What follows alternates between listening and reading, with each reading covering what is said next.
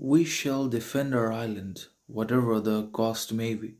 We shall fight on the beaches. We shall fight on the landing grounds. We shall fight in the fields and the streets. We shall fight in the hills.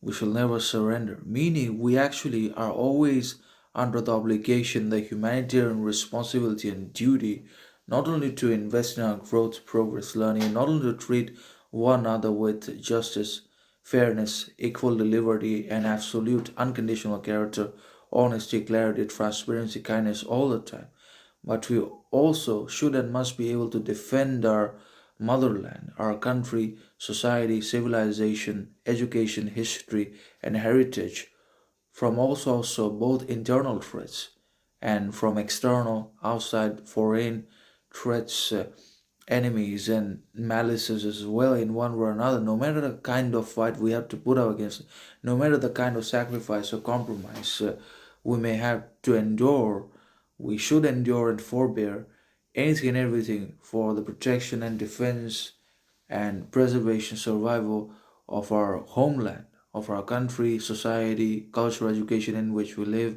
by which we're made and encouraged and motivated, and for which we will be living for the future generations also in one way or another. So that's how our ideology should work, not just for our own benefit, progress, learning, success, money, fame, validation, but also for the elevation of the others.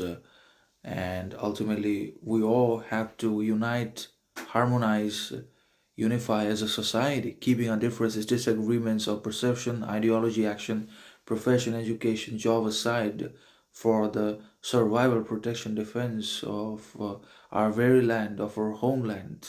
Because if we don't fight now, then we will never fight anywhere else because we will have lost everything. If we don't fight now, then there is no meaning or significance of fighting later, anyways, because we will overtaken, overpowered by the enemies, and our land will be taken and held hostage. And that's how the freedom fighters and rebels and revolutionaries were made, and that's how they fought for this land, for ourselves. And now we're here, and now it's our responsibility, duty, and moral obligation to continue this lineage of fighting and defending our homeland in our country from society, not just for internal leaders, ministers, governments, but also for external threats. So we'll have to fight against our own governments, organizations, if that is necessary, because of corruption, division, disintegration of ourselves. So that's how this paradox works.